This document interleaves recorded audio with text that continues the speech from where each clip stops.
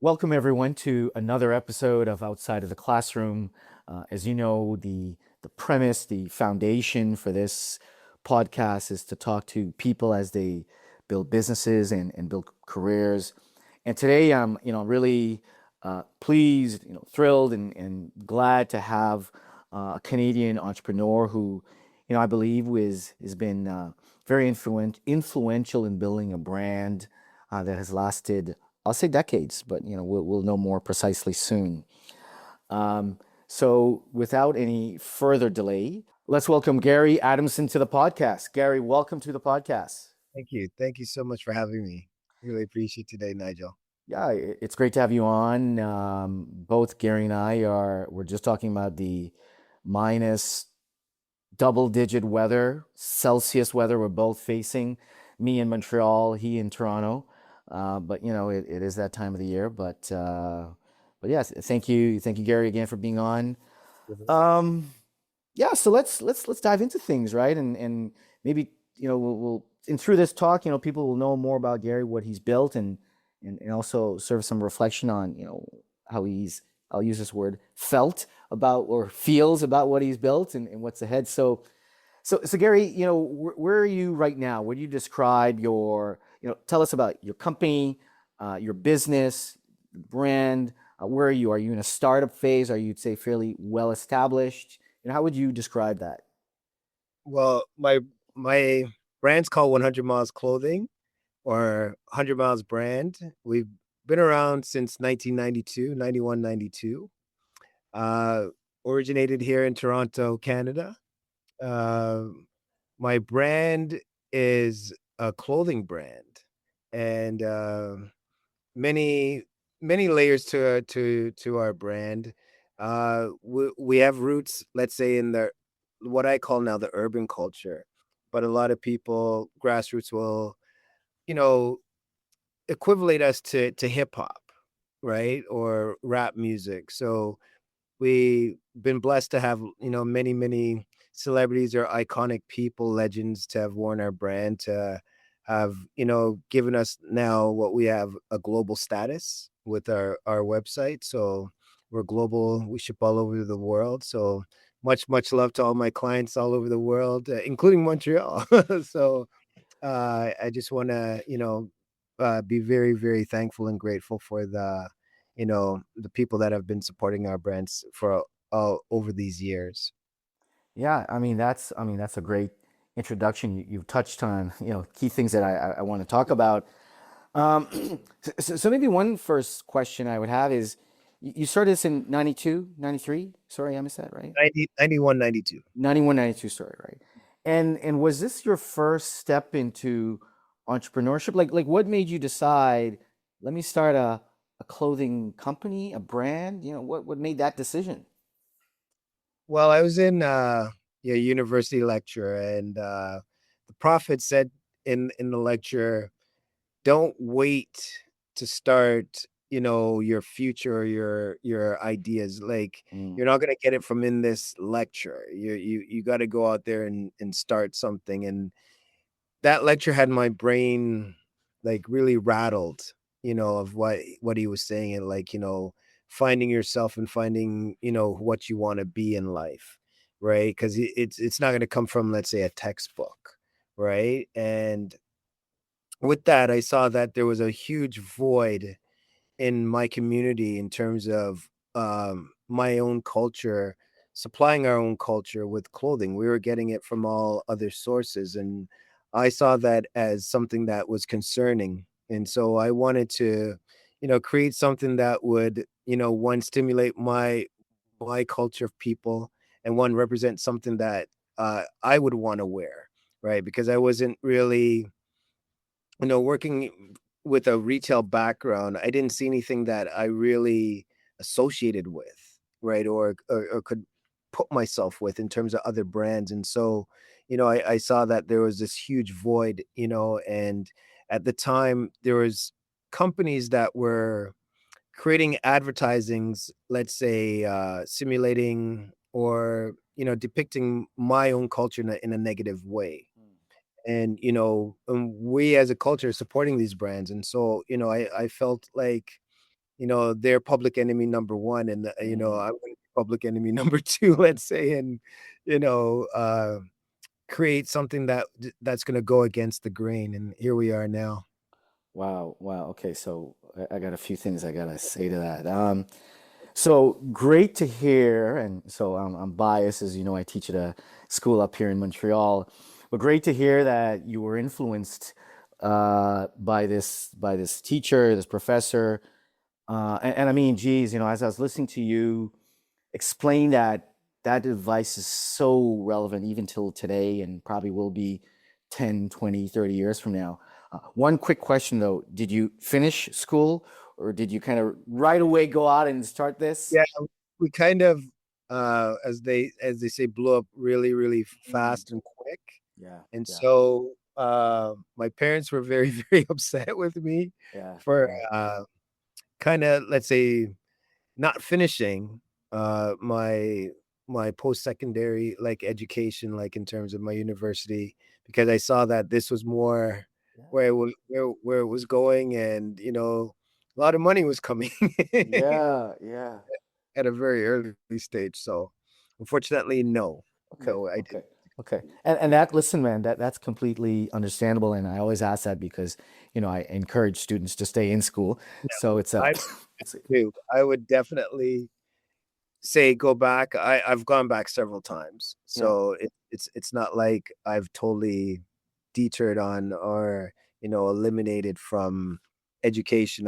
Went back to study graphic design, Mm, further different business studies. So it's never a thing of education. Education is like the key, right? mm. And that's what got me into this whole realm that I'm in now, Right, and it's right.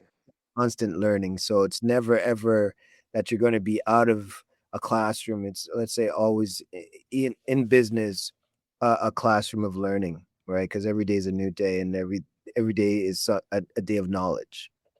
Yeah, that's trademark worthy of what you just said. And I mean that's so true, right? As you go, I'm just thinking, as you're building out this business and having to experience things you do not know, you would have to find some way to learn, right, and gain Yes, that knowledge, right?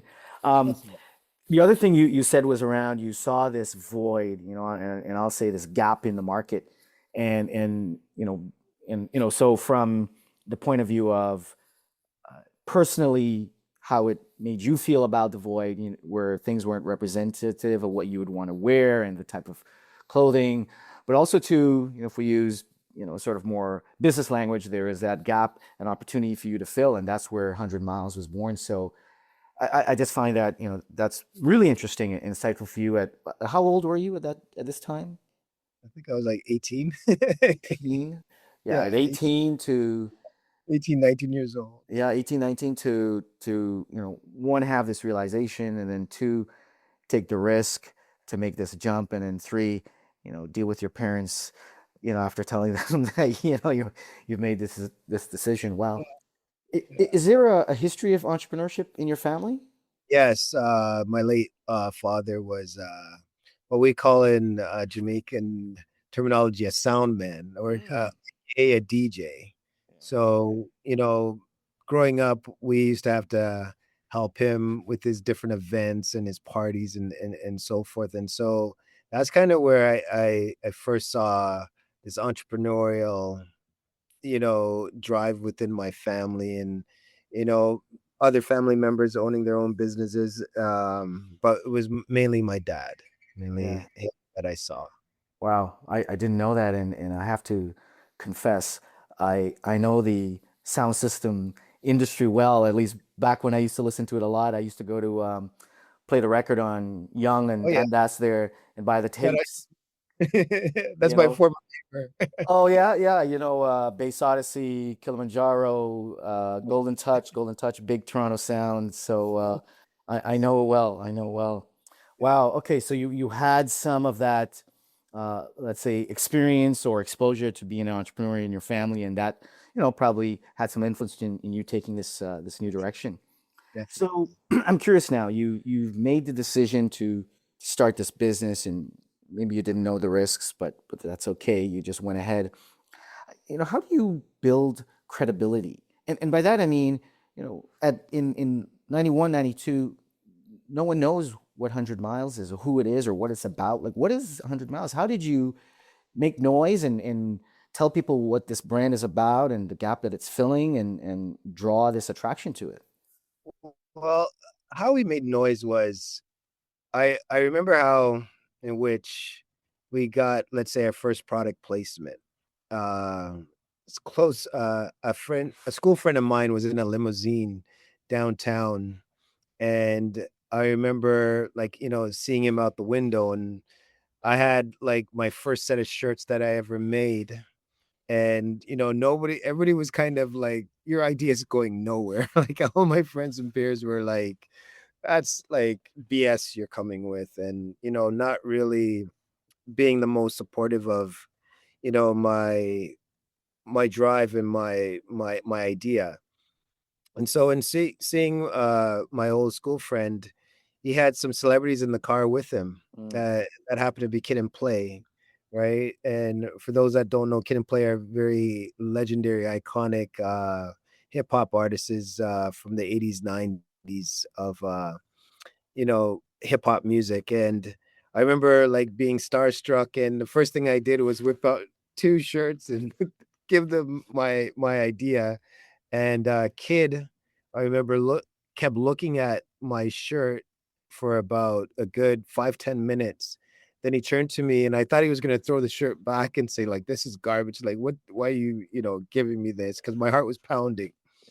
And he goes to me, "This is amazing. Like, yo, here's my number. Call me. Whatever you need, wow. just call me." And that's what opened up the doors to many, many more artists and us being aware of like product placement, Mm, or the creation of like, giving famous people our brand. So after that came Cypress Hill, wow. Fushnikins, Yeah. UMCs, Organized Confusion, and the list goes on. And so that's kind of how the early conception of it. And then, we had a concept. 100 miles symbolizes the human race. The fact that we as humans, we've come 100 miles, but we still got 100 miles to go. I'm just telling it all. Mm-hmm.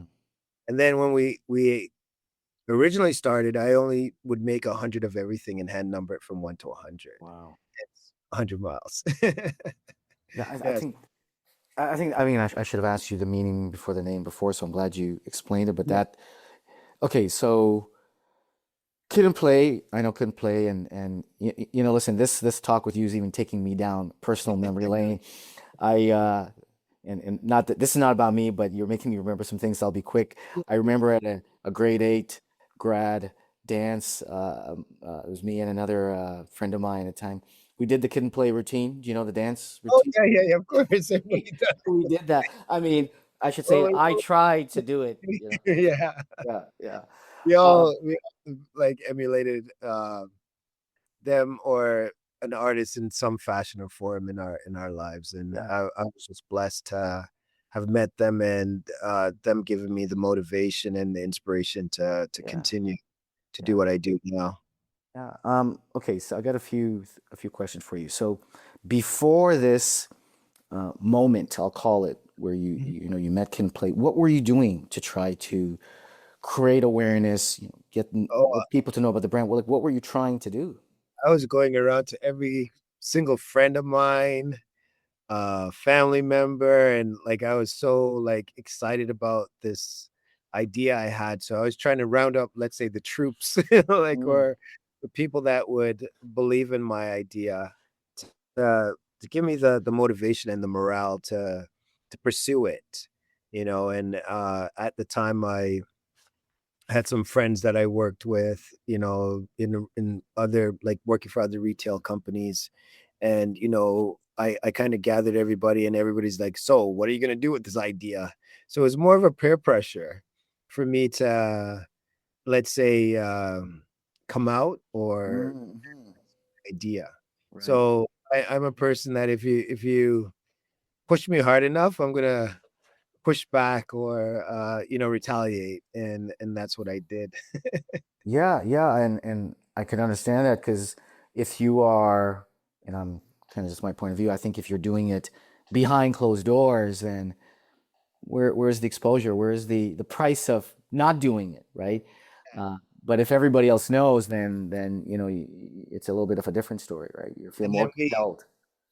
we started going to, I was young, so the party scene in Toronto was very, very live or vibrant at the time. And, I remember going to Phoenix Concert Theater and Brighter Days. Mm. One of my business associates now, Jamie Delaney and Matt C, they were the big, and Chris Shepard. Yeah, These are yeah, yeah, yeah, Chris Shepard was on the radio. yeah. So we kind of like endorsed Chris Shepard, and so every like Friday when he was on the radio, he'd be like, shouting out our name, and then I remember I'd make lollipops with our logo on it, and I'd be in the club handing out these lollipops to everybody in the club, just giving them these like lollipops, and so that's how I got brand awareness. Mm. Was everybody looking at this logo like these guys just gave me a lollipop with like, and I remember like asking my whole family to help me sticker these lollipops so I could just go and give them away. And that's how honestly we got known, was through lollipops. Yeah, yeah, no, I mean, I think that's a great idea because you talk about the one of the reasons why this was started, or one of the factors was help was around the hip hop culture, the rap culture, now urban culture, right? And I remember back then it was still underground, but it was breaking through, right? So it was the right time to get on board. and Yes, and where yes, are people listening to these musics, this music? Not a lot on radio, you're right. 1 to you're 2.9 at late at night, or Deadly Headley, remember yes, right? yes, And so it yeah, wasn't yet mainstream, but it sounds like you're in the right places, where the customers would be, to hear about your brand. But then, of course, the pivotal moment with Kid and Play, and I mean that's fantastic. And so one other thing I got to say, your point of just producing 100 units of each. yeah, I mean, even now, that's a really relevant strategy to create exclusivity, right? Where you yeah. say we're only going to drop 100 of these, so rush We're the now. original ones to have done that concept. Yeah, So when we yeah, see people now like, oh, we make this and we only make this amount, and we're like, okay, been there, done that, yeah. That's and right. that's who we are. That's So right. That's no, right. we've seen along our career path a lot of brands that have evolved or come up through our concepts and our ideologies and so forth. And shout out to them for recognizing what we've created, or our platforms, or our original platforms. And we just know that we're grassroots, let's say. Mm-hmm. Mm-hmm. Um. Okay. So, Kid and Play, they are wearing Yeah, your clothing. yeah. Uh, they sorry. Go they, ahead. they introduce us to a lot of the big wigs, the execs. Like, so we got to get up with Uptown Records at the time, and then on Uptown Records there was Heavy D, Mary J. Blige, Jodeci, Christopher Williams, and there's so much Yeah. more artists that have Yeah. come off of Uptown Records. And so we kind of got hooked up with the stylists. And so if you look at MTV Unplugged with Uptown, you'll see all our merchandise on all the backup band members and so forth. And then from there, I'd always call Kid, and he'd hook me up with this artist or this artist. And so it was like we kind of had and then the record labels started coming to us, right? Like Sony, Universal, yeah, like coming to it. Like I had opened up a store. My first store was in 92 April 30th on Yonge Street. And then all the record labels would, as an artist would come to Toronto, Wow. here's our store, and here they are, at our door. And when we opened the store in April, it was I remember Much Music was there. Mm-hmm. Uh, we had artists such as Foosh Nickens, the UMCs, and Organized Confusion signing autographs. And we We were like, let's say, an overnight name brand, let's say, that people knew about in Toronto just because of the product placement or the attachment to these artists, and giving people a chance to actually meet, or you know talk to these big American rap groups, that we were doing that.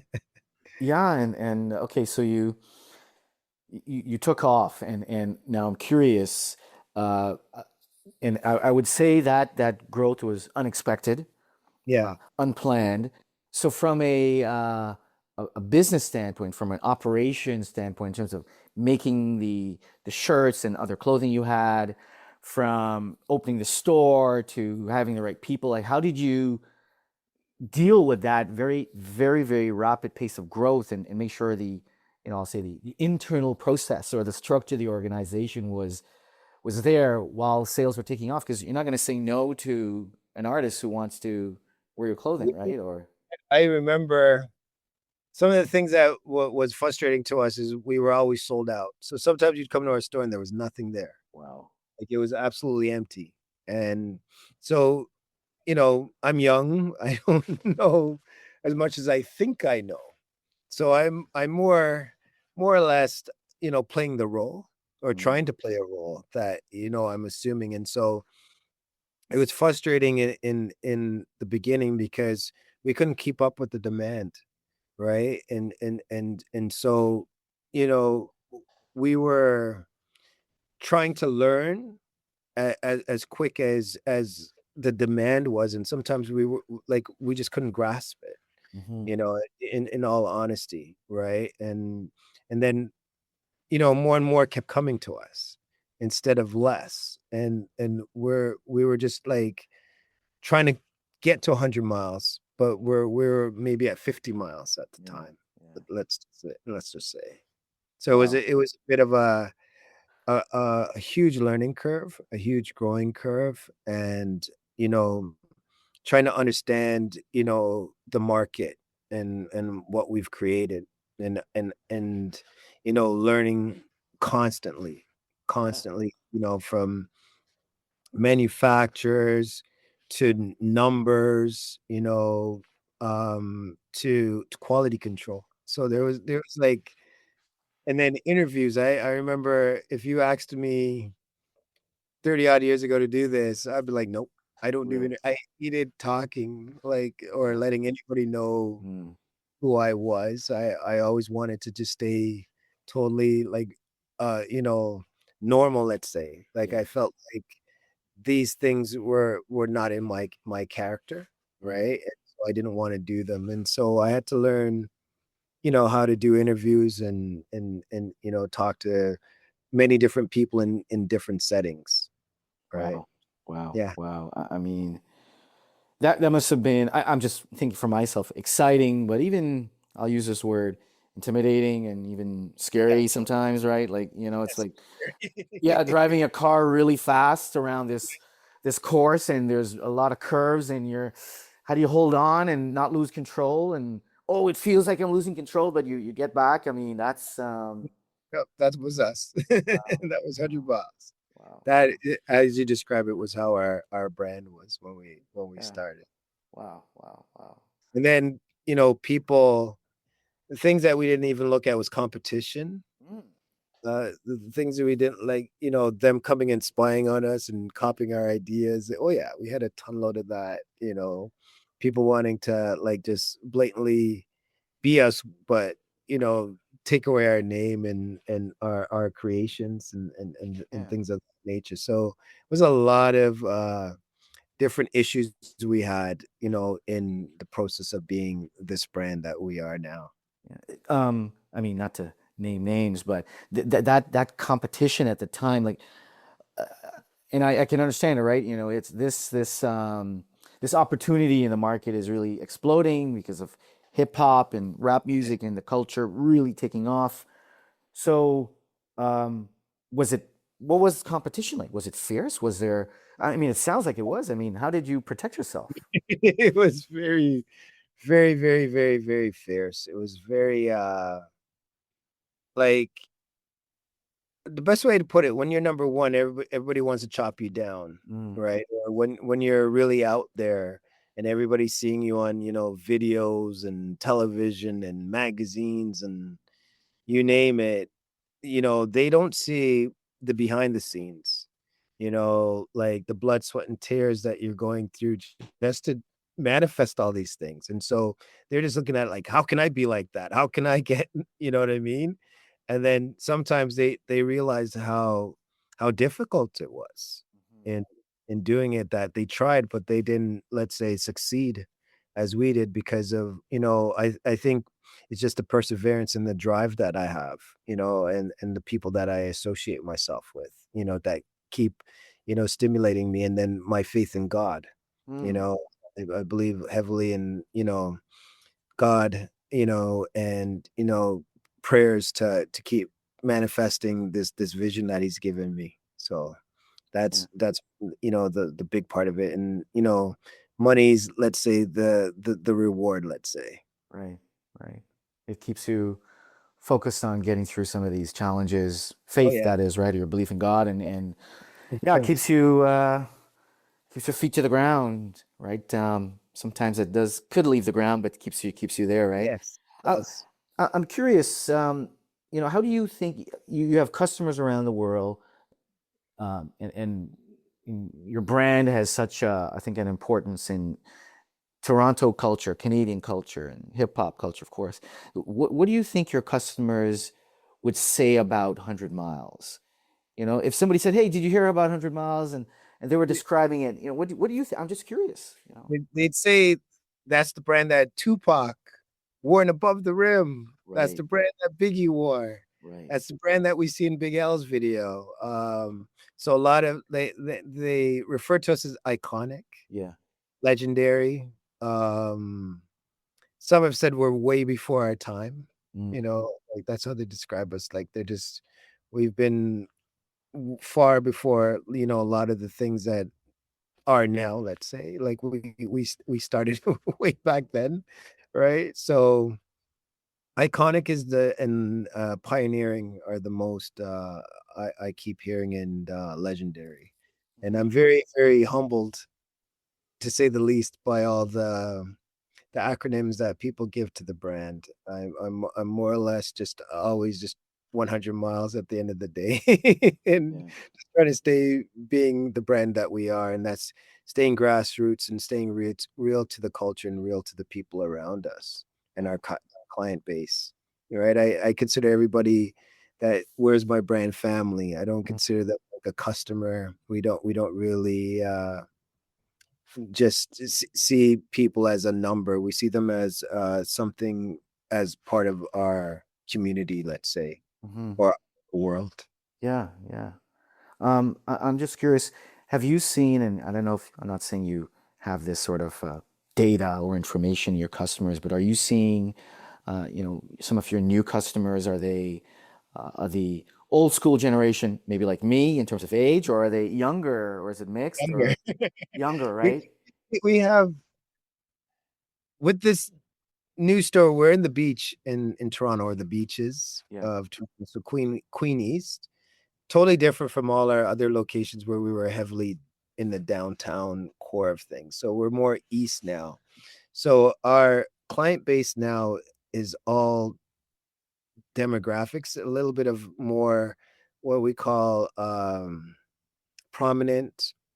It's enabled us to, diversify our brand, and which I love so much. So sometimes now you'll see like a retired, person rocking, miles, and you're like, Yeah. wow, this is something unbelievable that we Yeah. we never saw. Or else we'll see like, somebody that's in grade one, grade two, Mm, wearing, wearing one of our shirts or something that we've created. So it's a part of the brand that we never ever saw before. And, mm, I see a lot of new clients, and a lot of it happened, let's say 2019, when Drake decided mm, to wear mm, us, mhm, right? mhm. Just when the Raptors won the actual playoffs, that was our hoodie Drake was wearing. Yeah, I And remember.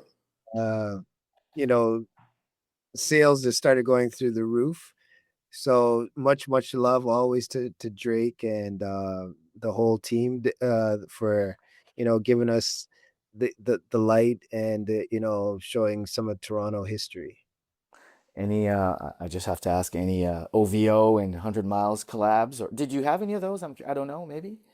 Where everything's never written. We're just Yeah, hoping as time goes on, we it will manifest, and I think time always does its thing, right? But for now, we're still 100 miles and just doing and rocking with yeah. our own brand. We're currently in the Art Gallery of Ontario, so yeah, the Art Gallery carries our stuff and sells our stuff. Oh, that's fantastic. Yeah, Yeah, yeah. So that was something totally never foreseen by myself in any of these years of doing this brand. So yeah, being in the Art Gallery of Ontario right now is such an honor, and I'm so grateful yeah. Mm, that they decided to pick up our brand, and here we are again, just promoting the Art Gallery of Ontario and Toronto. yeah, yeah. Listen, when I used to live in Toronto, I had a membership at the art gallery. I love the art gallery of Ontario, and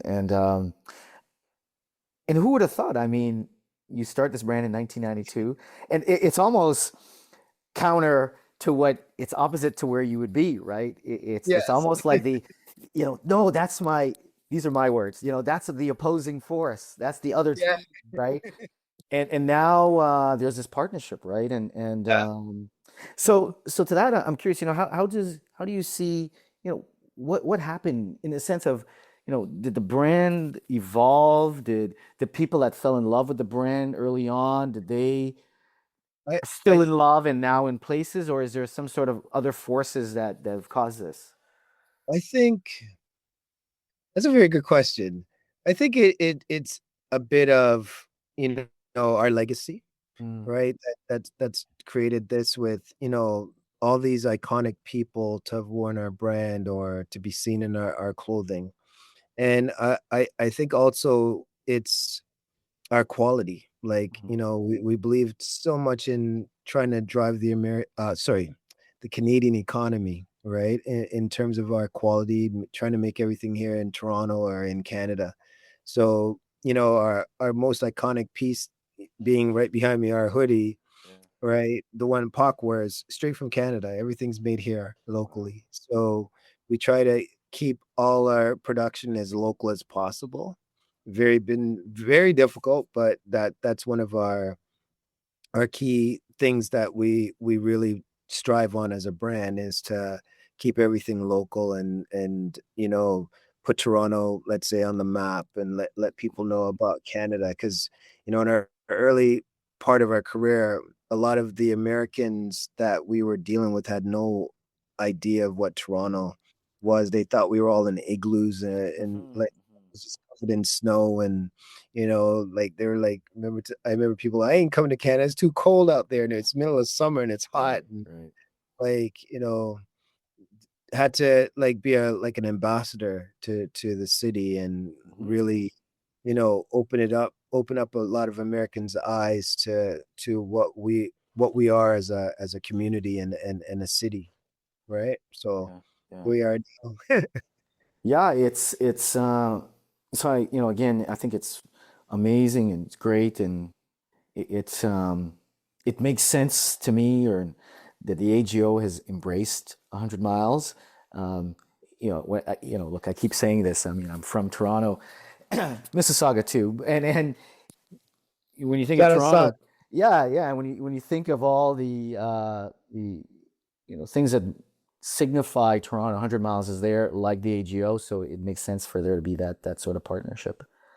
Okay, so you have to quickly build this company, quickly learn as you're building, and you now have this company that has a partnership with AGO. What role does culture play in your company in terms of who you hire, and then even what partnership makes sense, and how would you describe the role culture plays? Culture plays a huge role. we always want to stay real to this culture that we've been manifested through. So, you know, it's that's what's made us is the culture, and being, let's say, what I call the fabric of the culture, what it's sewn on.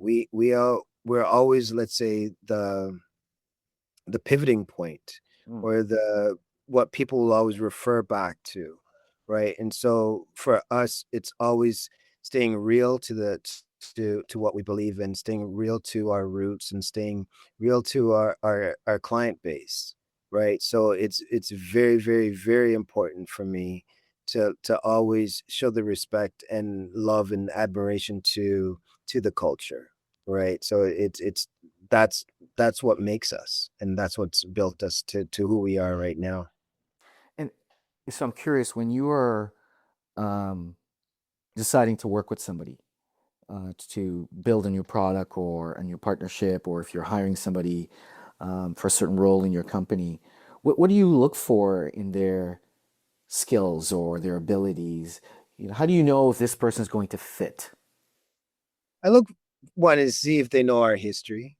Yeah. Uh, Two, I look to see where their mind's at in terms of their integrity, Mm, right? If they're just about one thing, or if and then I look at you know who they are and what they represent, and what it can offer to the brand or to the company. Right. So there's many, many, many, many layers to me. Like, I am very, let's say, like I said, spiritual. mm, So a lot of times I feel the energy, right? And if the energy is positive, then I know it's a good fit. If I feel the energy in some way or some form is off, right, then I know it's probably not a good fit, mm, for a brand. So it's a lot about personality too. It's also about, your vision, and if it aligns with my vision, mhm, right? mhm. Right. A lot of times I've seen that, from, experience, sometimes things just don't align the way that you want it to, Yeah, right? yeah, Even though they might have shown you that, beginning passion, the real, let's say, layers of truth comes out in a person. yeah, So, absolutely. They yeah. can, not they, but during the interview, it's easy to put on a face, Yes. and then when it gets to working in month three, month six, then the Yeah. real, the mask comes off sometimes, right? We had a I do a lot with the community, and so we had a co-op student. I'll just give you an example. And he came the teacher told us he really wants to work for your company and everything like that. We took him through the interview process. We asked him, "Hey, can you do this?" And he goes, "Yeah, yeah." And he was all excited. Then once we got him, it was totally the opposite. Mm, And I'm a person that I like to give everybody, a fair try, especially when they're young and they're trying to come up. But it was I would say the most challenging experience I've ever had with the wow. co-op. Yeah, Wow. and, them telling me I don't smile and I don't, and then I'm like, "Okay, what are you doing here then?" Because we're the opposite. We wanna smile, we wanna let every client that comes in through our doors feel welcome, Yeah. and Yeah. and it was kind of very awkward at times for us because he didn't have that, personality that we're usually, used to having being part of the brand. So, Wow. we've experienced things, let's say. Wow. Wow. Yeah, I, Mhm. I could imagine it. And you're right.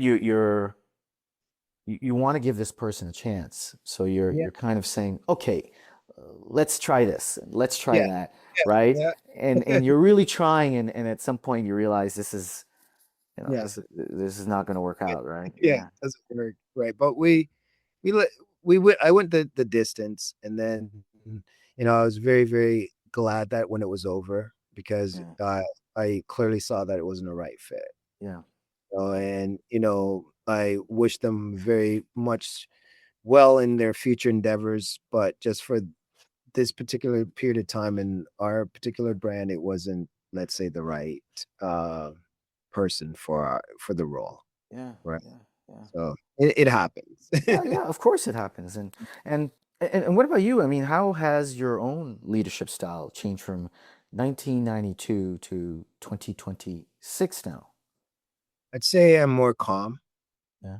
Uh, I would say I'm not as egotistical as when I first started. I'm more humble. Yeah. Um, losing my dad, Mm.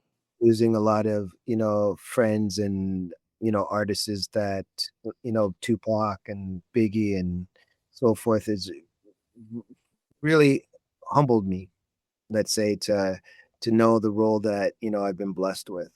So, but it's made me also at the same time more assertive, Mm. more driven, right, and passionate about what I do, right? So I'm more in love with my brand than ever, right? For the history that people always keep referring us to and reflecting us on, and so I feel honored and driven to keep trying to go forward with the brand and keep it on a global spectrum, representing Toronto. Yeah, yeah. It sounds like when you say calm and assertive, um, what I think about is Pirelli. So Pirelli tires, right? They're Italian tire manufacturer, and they have an ad that says power or speed without control is meaningless, right? And when I think about you, about calm and assertive, it sounds like this is my interpretation. You're much more clear and thoughtful in what you need to do, Yeah, and clear around the decisions and you're making, and even yeah, I'll use the word at peace at sometimes, right? That this is the right decision to make, and I mean you've had years of experience to know right from not right, let's say, right? So yeah, yeah. yeah, and you know, I'm never scared to start over Mm, because as an entrepreneur, you got to expect failure, right? Never always assume success. You gotta fall to rise. And a lot of people don't want to fall and feel hardships. Everybody wants to think that, hey, I open a business and it's just gonna, blow up. It doesn't happen like that, unfortunately. And that everybody that you know is gonna buy it, or mhm, you mhm, know, you're gonna make a million the next day. It doesn't really work like all these viral things happen, right? Even with like a celebrity and so forth. So you have to be able to take the heartache with with the success.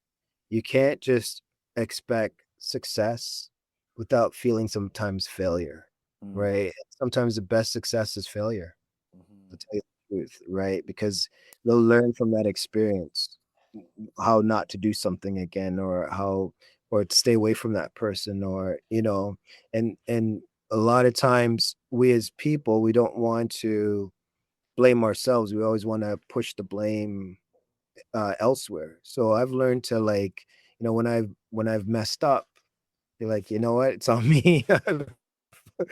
This is my fault, you know what I mean? And take onus. So these are things that, in the maturity, let's say, stage of being the owner of 100 miles, or the founder, I've had to, experience and learn to deal with. hmm. Yeah, I appreciate you sharing that, and it's now I have to ask you about, one of the themes we or I am talking about on the podcast is around adaptability and resilience. So resilience, being able to come back from setbacks, from failure, as you've kind of talked about. But what about adaptability? As I think about the how long your business has been, your brand has been in existence and still continues to have significance. How did you adapt to changes either in the market or perception? Are there specific moments that you think Yeah, about where you had to change, yeah, not change, but realize you needed to shift up a little? yeah. This new store we have in the beach was one of them. Right, right. Like, we're coming. Uh, it was our 30th anniversary, and just a quick kind of synopsis. So during COVID, um, friends of mine had a barber shop on on Kingston Road, so Upper Beach. Mm. And I remember them bothering me like, "Hey, come down to the shop. We want to buy clothes." And I was like, "Man, I'm busy online. Like I don't really have time to come to the shop." And so, long story short, they said, "We don't know if we're gonna go back on lockdown. Let's do a pop-up," right? Because I was known for doing, pop-ups, like, prior to COVID. Like, Mm-hmm. so I was, like, resident at Harborfront, so I'd, have, like, my part of the Harborfront market. And so during COVID, we did 2 pop-ups in the beach, and, I remember them saying to me, "There's nothing like you in the beach. There's nothing like you in the beach." And so as we're coming out of COVID, I was in a lot of investor meetings, like, major, companies are wanting to invest into my brand because, one, they know the history of us. And I remember in the meetings, they were saying, "Yeah, we're gonna open up a flagship store." And I'm like, at the time, I was like, "I'll never, ever, ever go back into retail." Like, that Mm. was I was Right, like, right. I don't need to go back into retail because, 1, I have my online presence and, we're doing very, very well on online. And so, I remember now we're approaching our 30th anniversary, and I'm like, "What can we do that's going to, like, shock people and to wanna check out 100 miles again?" So I said, "You know what? Open a store." Because I remember them talking about a flagship in this investment meeting. And so my accountant's one of my business advisors, and he was telling me, "You know what? Right now might be a good time for you to open up retail because everybody's coming out of, the pandemic, and they're gonna wanna spend lots of money." Mm. Right? So, like, once I heard that, it, like, all the cylinders are starting to fly. And so, one of my other advisors had passed away during Mhm. COVID, uh, had died, let's say, the February to the April that we were about to launch, or January, late January, about this time. And I remember, feeling down because, I'd found a location in Markham, Ontario, somewhere Mhm. totally far from where I am now. And because I had to attend the viewing or the funeral for my business associate, that person gave up my lease, like just gave away the spot that I wanted. So I was like, what am I gonna do? I got less than a month. I gotta find a location to open up, let's say, do a pop-up. But the pop-up was really going to be our new location, right? Mhm. And that's announce to everybody on our 30th anniversary. So I was like, I'm looking around. I said, "What about the beaches?" And so drive around, and long story short, I found this location, get the deal to open up here, and then surprise everybody that, hey, on our 30th anniversary, the same, 30 years later, we're back into retail again, and here we are now, 5 years later, you know, um, you know, doing retail and having this brand now. And in doing so, we had to emulate to the area we're in. So we had to Mm. rebrand our brand. And one of, like, my original members had said to me, "Dude, you can't come in with all this hip hop stuff. You got you're not ready for this in this rich yuppie area, like Yeah, posh area. You need to, like, soften it up a bit." And yeah. so we had to, like, totally, start making polos and rugbies and khaki pants and Okay, okay. yeah, and then beach-oriented merchandise. So I wanted to always keep it our quality, our concept. And so I just figured it out, and here Mm. we are now that we have, let's say, beach, a beach line or a beach, brand within Wow. our company, that we cater to the community that we're in right now. So that was something totally, unforeseen, and, at the same time, something so cool that we as a brand were able to do, and, pivot to keep us going in this area. Yeah, that's I mean that's excuse me, that's adaptability, right? Yeah, That's a yeah, great example, and and and to your point, realizing where the opportunity was, and even where the new, maybe unknown opportunity. Oh wow, we wouldn't have thought here's where we should be. You know, yeah, should have been on Ossington or yeah, Dundas East. No, yeah, let's go Queen Street East, yeah, right? yeah. And a lot of my friends were like, when they came and saw that I was here, they're like, dude, you're gonna lose all your money. You're Mm, crazy. yeah. Right. And like I remember for about a month or two, like they'd come down and be like, I don't know why you chose here. But Mm, then one day when they saw like the gush of people and the support, they're like, you know what? I gotta apologize to you. Right. mm, Because then they saw what I was seeing, like was the whole opportunity and how we changed the lens of our brand, you know what I mean? From like, let's say just the urban consumers into everyday people mm, now, right? And that to me has been one of the most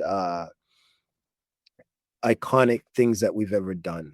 yeah. And like I remember yesterday or the day before looking out my, my window and I'm seeing this random person wearing my hat and I was just like, Yeah. this is so cool. Like just Yeah. to see somebody, probably doesn't know all of my history, but just Right. knows it's being here right now and supporting a local brand, and that really touched me.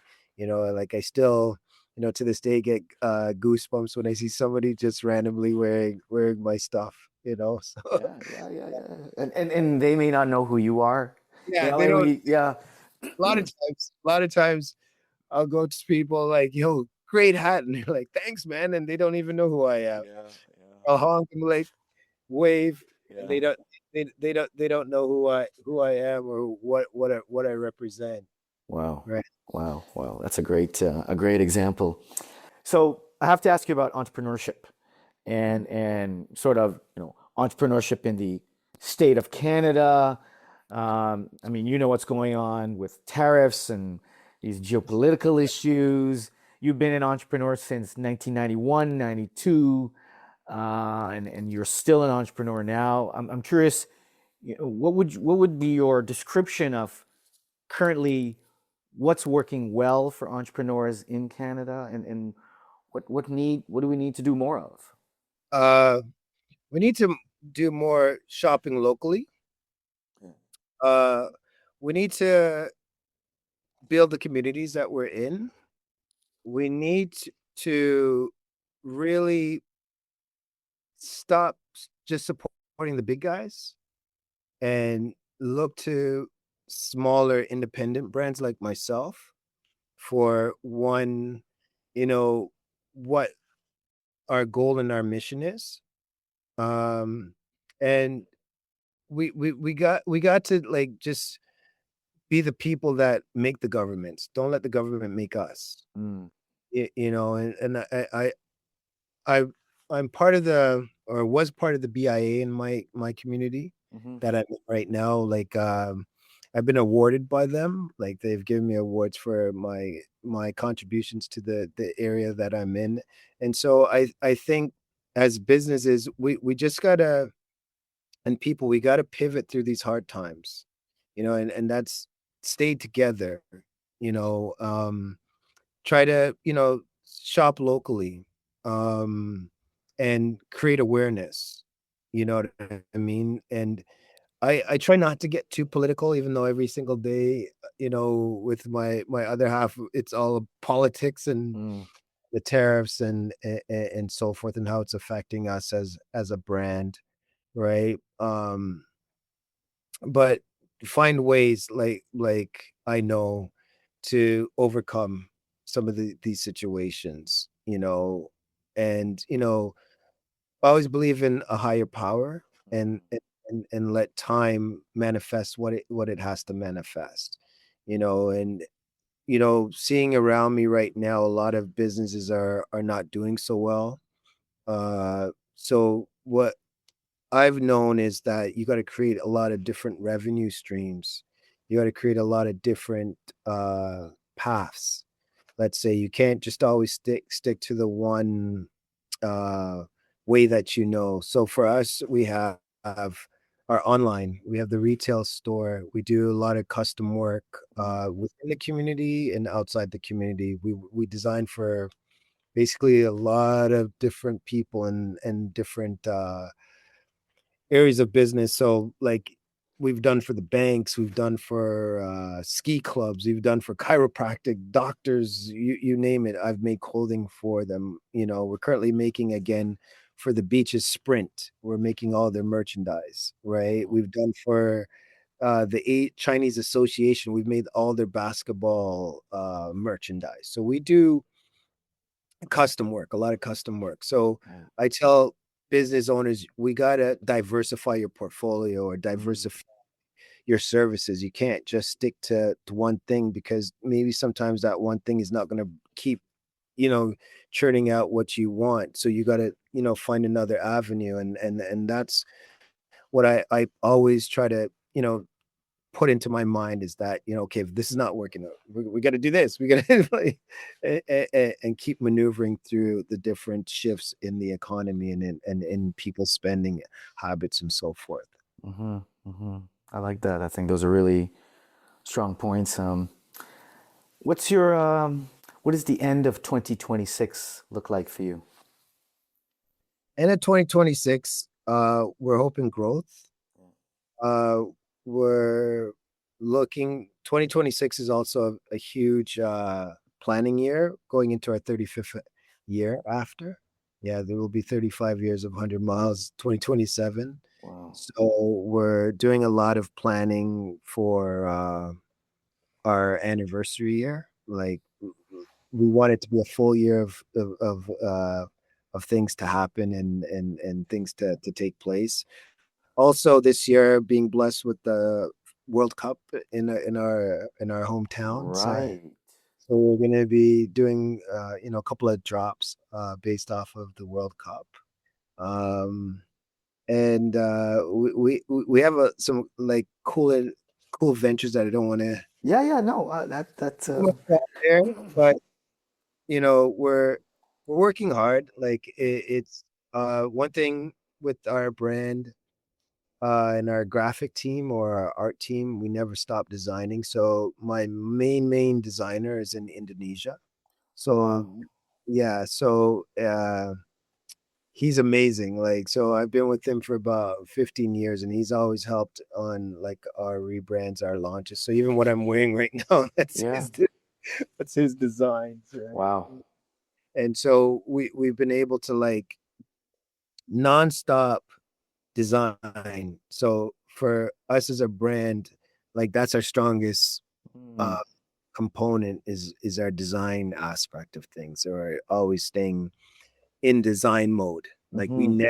never ever get out of design mode. Like I don't know of any time that I've stopped designing, right? Wow. So it's a constant, like even though everybody reflects us to our historical stuff, Mm-hmm. if you go to our store, you're going to see not so much the historical stuff, but more of our newer designs. And so what we're trying to show is the evolution of 100 miles. Mm. It's We never ever wanted to be this iconic, just like old brand. We're always evolving. Mm-hmm. So that's why I always want to keep current, and I always want to keep new designs coming and coming and coming, because what drives me and keeps me interested in the brand that I've created. Yeah. Because if just this and our history, great, c'est la vie, right? But this is what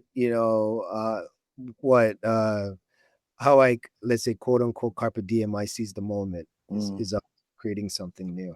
Yeah, yeah, yeah. I mean, 2026 sounds exciting and Never, that's not even the big year.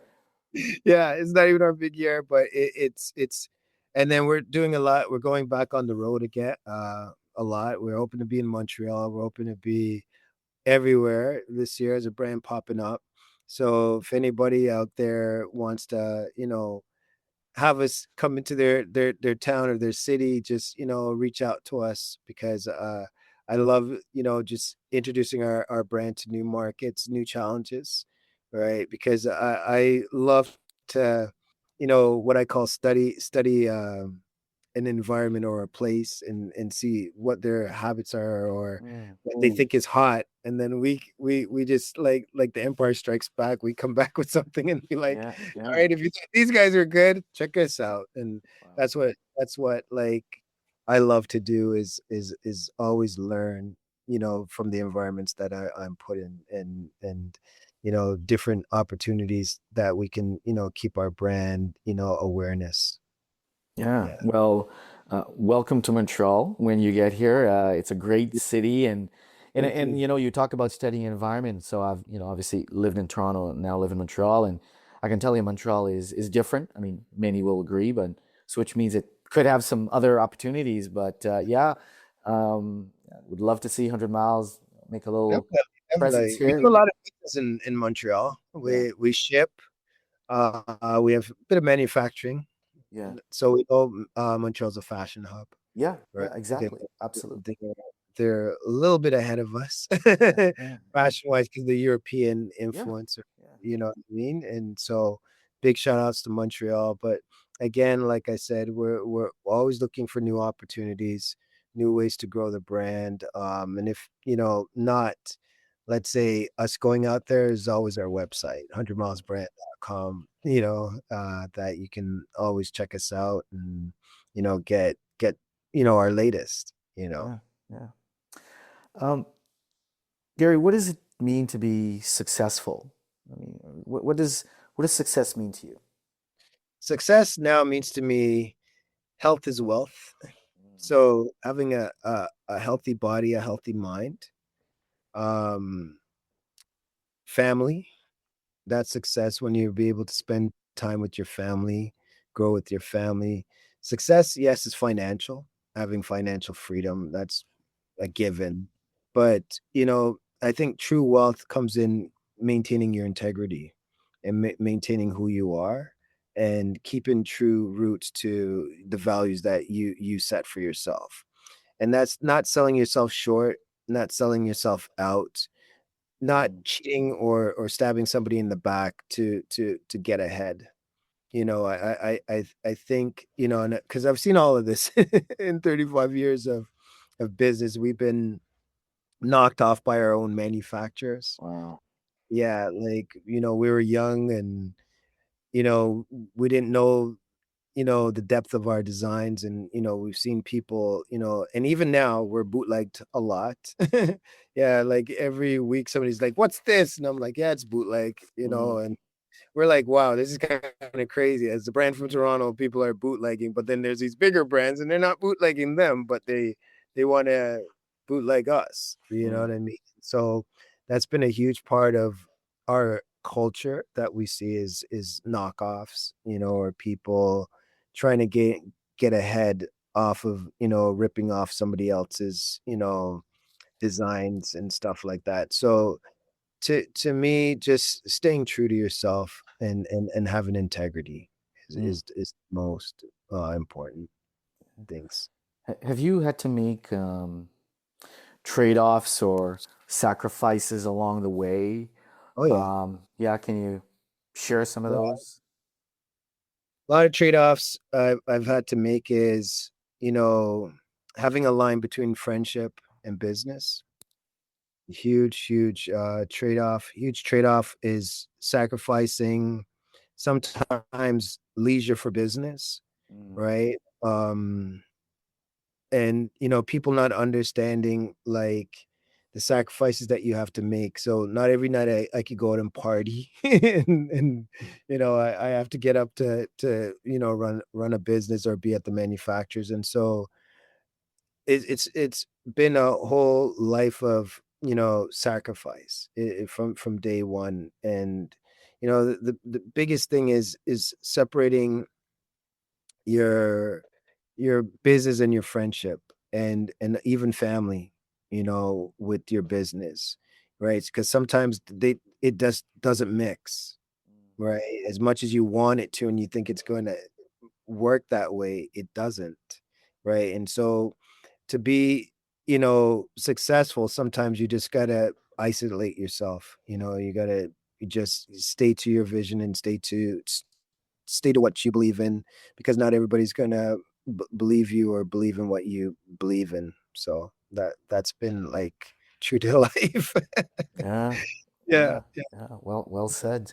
yeah, Um, I think during the time we've been talking, we used the word legacy. I may have used it, you may have used it, and then there's this other word, impact, right? In terms of what you're trying to do. I'm curious, what if you had to choose one word to say what you would want this brand and your work to create, is it about legacy? Is it about impact? I mean, maybe they mean the same thing to you. I mean, what's your thoughts on that?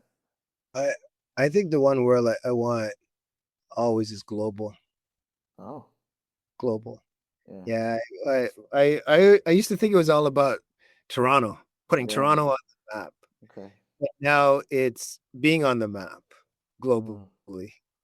So that's yeah, what's changed over my 30 odd years, is that now with the World Wide Web, with social media, we've been like, when I get emails from people in Netherlands or Poland saying like, we've been fan of your brand for, since we saw Above the Rim or Tupac wearing your brand.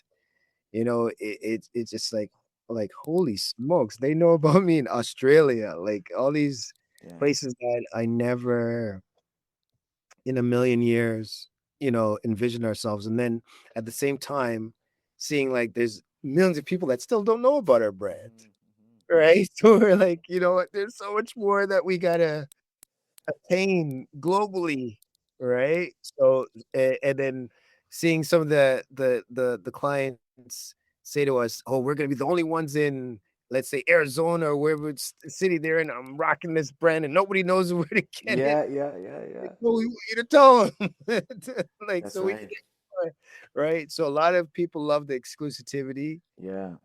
of our brand, but we want it to be like a global household name. Like Hmm. we want that big, you know what I mean? That big bust, let's say, Yeah. and everybody at some point or another globally is wearing our brand. We don't want just Toronto anymore like I used to envision. It was just like, yeah, we just want to be the big guys in Toronto. We want to be the big guys Yeah. everywhere now. Yeah. It's global is my word.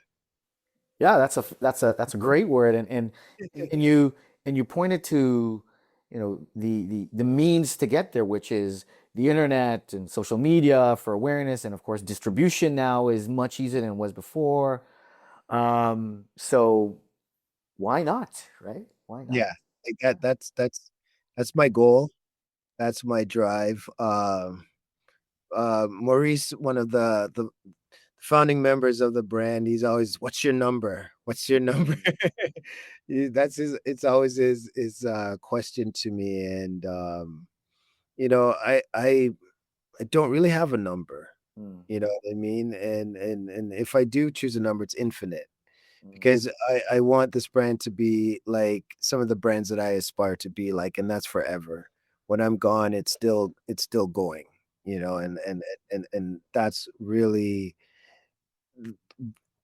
the end goal to what I'm doing, is to know that when I'm gone, I've created something that will keep going on and on in human existence, yeah. and and that to me is true success. Mm. That's Yeah, truly leaving your mark, right? yeah, Yeah. and that's exactly what I want to do, is leave a mark that, hey, we were from Toronto, the East End of Toronto, and this is what we've created, through many legendary people like yourself now, that have given us this platform to be able to you know meet more people, and extend peace, love, and unity at the Mm, end of the day, because I feel like the world always needs that. Like everybody's is so, like, at least in this city, angry. mm, and and I always want to, through it all, like Pac said, crack a smile, and smile, because there's so much we have to live for. You know what I mean? And let's not complain. Let's just, love each other and build, where our forefathers didn't do such a good job, and now we have these governments that are trying to bring us back into these type of situations all over the world with their political agendas, and we as the people got to stand together to create this peace and harmony that the world always needs to in order for it to be the world that humans can survive in. Yeah. Yeah, I like that. That's a great message and great um, principle, behind what you're trying to create and build. Um, let's reflect a little bit on your journey to where you are now, and I'm curious, was there a specific moment or experience that was the most challenging for you, and and it caused you to change the way you thought about things or believed in things, maybe even changed certain values you had? It really challenged you. Is there anything that comes to mind over Couple these? of Yeah. Yeah, couple things. I'd say the first one, the most challenging, was losing my father, Mm, because that was my rock. That was my, like, as I made something, it's my dad I would show first, and he'd mm, give me the thumbs up or the thumbs down. And so when I lost my dad, I thought this was over. mm, Like my world was crumbling, and I went through depression. I went mm, through a heavy, heavy depression. I went through not wanting to, make clothing anymore. And I just remember him talking to me and saying, "Are you stupid? Like, get up and get going and keep this thing going, because I don't want to see you crying and you know not doing what I've instilled in you, right? And that's to be strong, right?" So he built me up for, I guess, knowing that one day he'd be gone, mm, and he did a pretty good job because I picked myself back up. And the other thing is being bootlegged. I hate the bootleg on us, like, cause it's since Drake Wars a yeah. lot, Right. and and people don't know, I think, sometimes how passionate I am about this brand, and how, people deserve to get the real thing, not something fake. Hmm. You know, sometimes when right after the Raptors playoffs and seeing like something totally knocked off of us, and I'm like, you got to people just wanted to attach themselves to us and not look to the roots of where it's from, or try to, let's say, shade us because of our pricing. Mm, We're a bit more higher priced than some other brands because of our quality, our Canadian quality, and our Canadian craftsmanship. And so I just don't like anything on a knockoff level, whether it's any higher name brands to lower name brands. I don't care where it is. I just don't like when people have that greed or that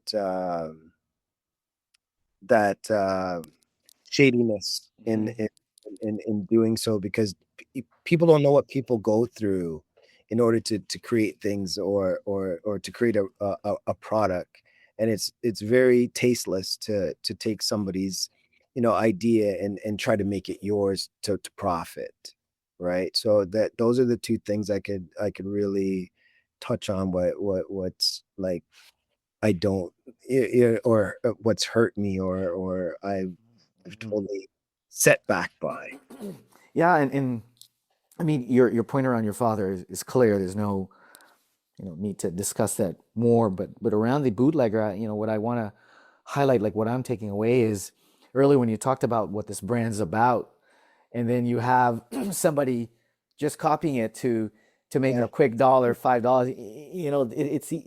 That's where yeah, the feelings are, right? And that hurt and that pain and that, not yeah, respecting what you gave birth to, right? right. And you know, And and then a lot of people try to soften it with, well, Nike and this are, I have been, copied many times, and imitation's the best form of flattery. And I'm like, no, it's not. At the end of the day, what's somebody creates is theirs, Mm, and I don't feel anybody should have the right to do that, because even as a brand, with all the knowledge I have, I could do all the same things that these people are doing to other companies, right, and I choose not to, because that would lie with my soul and lie with my integrity. You know what I mean? And over my career span, I've never done that, even though I've seen, you know, my manufacturers doing some really backdoor stuff, and even bootlegging our own,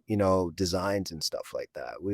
We've experienced that, right. you know, and so it causes me sometimes, like, as we create so much, but we put out this much of it. We put out Mm, little of, like, the mass amount that we have, let's say, in the vault.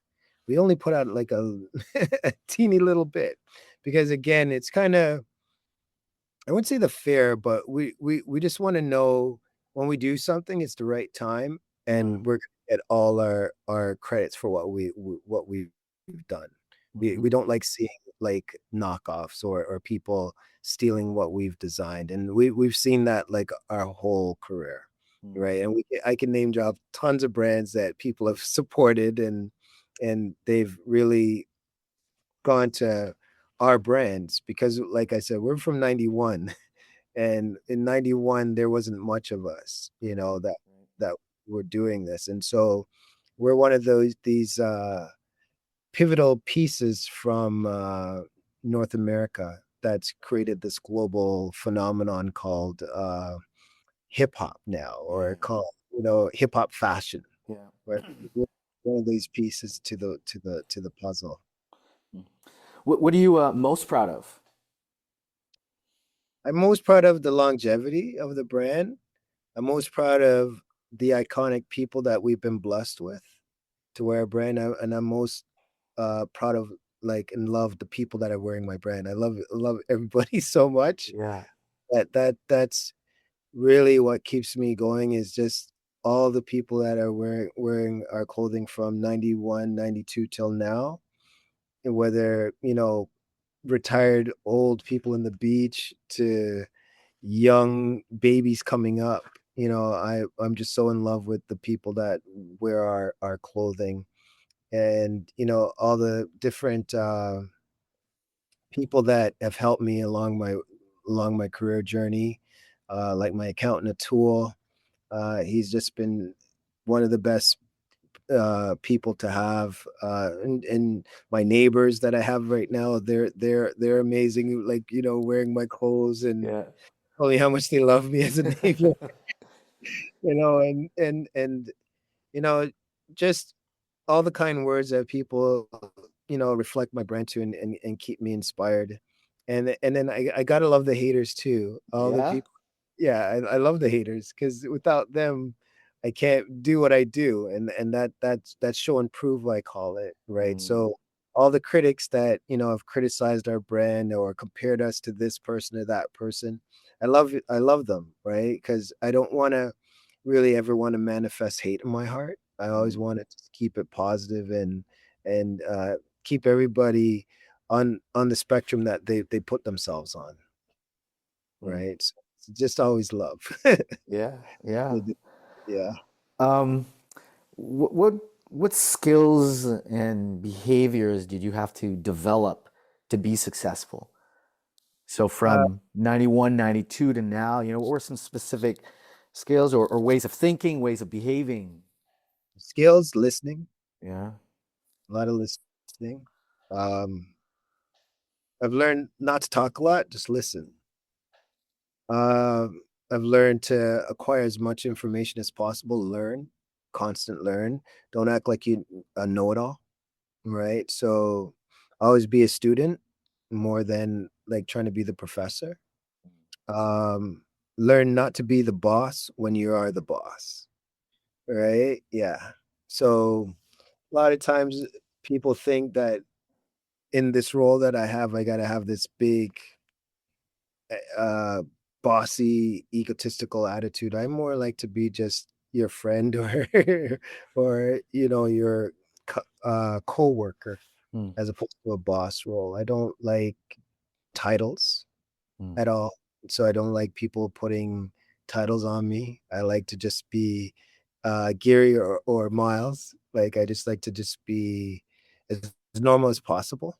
And uh, the skill that I say is just being you, just being true to yourself. Like that, I think that's the biggest skill. I think people get lost in the sauce or lost with money, Mm, right? And I've seen that all through my career that I've seen people go all the way up, all mhm, the way because of their conception of money and pursuit that they think that money's going to be the end all to all, and it's just a tool mm, at the end of the day. It's just paper, but people are so driven by it that they lose track of themselves, and lose track of really sometimes what they've started.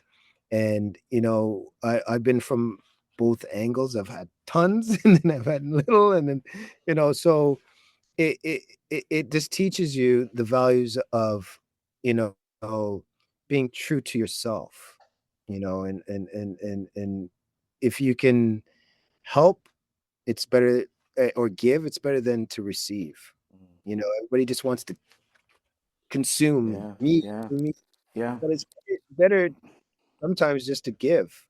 And for us now as a brand, we're trying to give you quality. We're trying to give you our concept. We're trying to give you our history. So, and then we're trying to be good to our community in any which way that we can. And, stay out of the the hatred that everybody's spewing. Just be kind to one another at the Yeah, end of it. yeah, Yeah. that's fantastic. Um, what do you enjoy the most about where you are today? I I enjoy the people. Yeah. I enjoy the fact that I'm in no competition with no one and no other brands. I just try to every day focus on how am I going to get better at what I do than to worry about other other brands and what they're doing, right? Because every single, like, for my career span, I've been compared. I've been like so much different scenarios with other brands. Mhm. Oh, this brand's doing this. Why aren't, like, and I'm like, because we're doing this, because we're just being who we are. And so a lot of times it was always I felt a fight in with people or people trying to evoke, let's say, confusion or hate into me doing what I'm doing because of they just wanted to see my reaction. So I've learned to, not react the way that sometimes people want me to other people doing what I do, and that, like, other clothing brands. And I wish everybody well, and and I don't compare myself anymore. I just do what I God's given me to do, Mm, and that's to keep my brand going and keep my vision alive, and so and keep the people that I have with me, mhm, mhm, right? And not to worry about things that you can't change. Only change the things within yourself that you can change, and like I said, health is wealth. Last year I lost about 8 to 9 friends, wow. close friends. Yeah, and one of them was, let's say, um a colleague, but also, let's say, he had his own clothing business too. And it just really made me reflect and look at, like, how life is more precious than any metal or any amount of money, right? Because Mhm, you know we can't buy them back, we can't bring them back, and you know they lost some of them lost through cancer, uh suicide, mental health challenges, and you know a lot of it cancer. And it's just really taught me, be very, very, very grateful for each day and moment that you have, and don't worry about the things that people want to inject into you, because that's like the cancers, mm, you know that negativity. So just always focus on building yourself, building your brand, building your business, building your vision, and less about the naysayers on the background end of Mhm, things. mhm.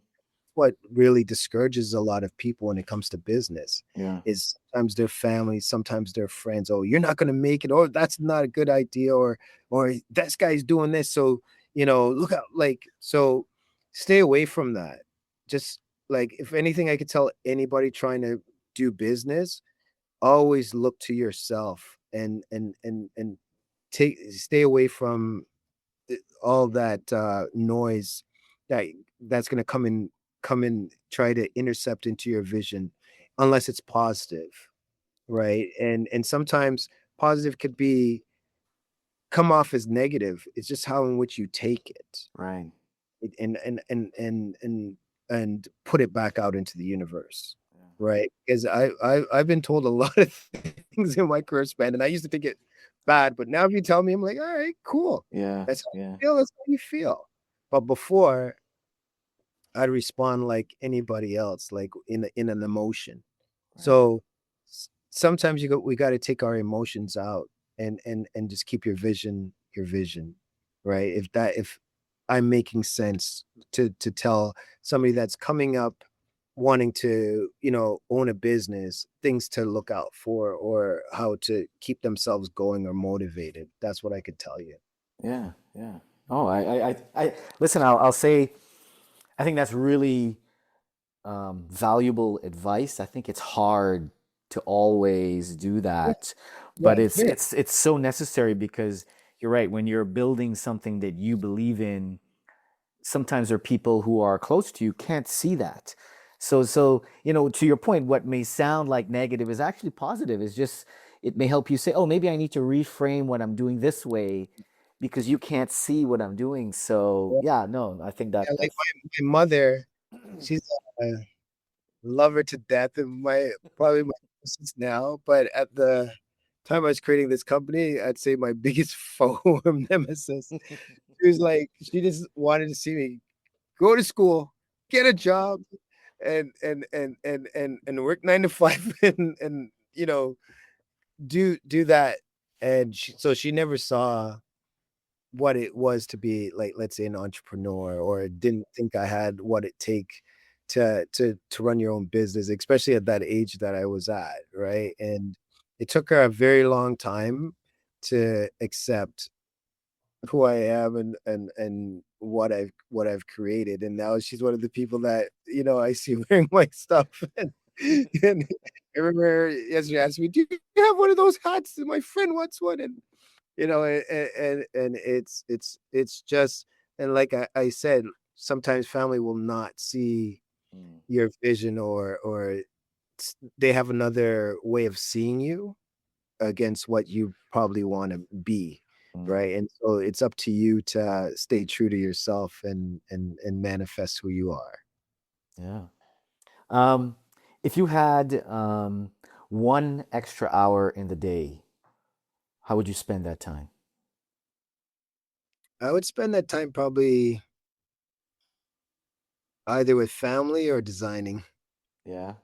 or with my accountant, like with always just like the books and Yeah. and coming up to taxis and Okay. Okay. Okay. and always my least favorite part. So Yeah. I always try to attack the least favorite things. So I'd spend that or meditation. Mm, I'd meditate that extra hour. I'd meditate. Actually, I would be trying to keep a cleanse, let's say, of my soul and the and mm, and and the energies that I permit with that come into me, right? Because I get all types of clients that come through my doors, all types, and so I take that extra hour as an hour of meditation, of calmness, and of trying to come to peace within myself. Yeah, that's yeah. probably what I would do. Yeah. Yeah. Do you meditate now, Gary? Oh yeah, Yeah. constantly. Oh yeah, it's and I mean, I'd say I pray about 5, 10 times a day or more. I always ask God every day, please help me, please, please. And I believe in prayer a lot. And 30 odd years later, Right. when everybody doubted me and everything like that, the same people that are doubting me are the same people coming and buying my clothes now and saying like, how did you do this? Or how do you keep it going? And I remember a very, very close friend of mine, a very famous DJ in our city, said to me, one day, I remember he said to me, "The one thing with you is you got to be more consistent. You're Mm. good at what you do, but you're not consistent." And I remember I said to myself, I want to make him eat those words. Yeah, And yeah. he's been eating lovely. He's well fed, Yeah, he's well fed. Yeah. right? Because I love things of that nature. I love when you tell me something, some to critique, and it's positive critique, Mm. right? Like sometimes you don't want to hear these things, Yeah, but you got to turn it around and make it fuel you, right? absolutely. And that's part of being an entrepreneur that you have to learn to take, is that critique that you could turn it around, right? You have that opportunity to turn it around. Don't take it as like failure or criticism, like negative criticism. Take that as an opportunity to make yourself grow. And that's what I did with that criticism. Was, you know what, I'm going to see you on that. Yeah, yeah, yeah, exactly. He came in a while ago, and he's still rocking me, and I love him to death. I won't mention any names, and but I'll just say he's very, very, very, very iconic in our city. Yeah, yeah. Very iconic. I Um, love. Gary, this is the last question for you. Um, what would be a few words, expression, a motto you would want others to use to describe you as an entrepreneur, business owner, son, etc.? Survivor. Survivor, or a pursuer, Yeah. right? Or pioneer. Pioneer. Like we like in my eyes, we built this city. Like we were coming at a time when nobody even knew what Toronto was. Nobody even knew what hip hop was. Everybody was saying that hip hop was going to be a fad. And, it was something that for me at the time was what like I loved so much, was this music. And so I wanted to prove everybody wrong, right? Because I remember we were working with Energy 108, and there were like these dance techno station, and I remember the sales rep. I can't remember his name, but he was like, "Dude, that music's not gonna last, man," and like techno and house and all that was gonna last, and I was like, Nah, it's this is gonna be, the next wave." And, we stayed with it. I remember our brand introducing Snoop Dogg's, the uh, his very first album. Like, we were playing that before everybody had it. I knew about Redman before everybody knew about Redman.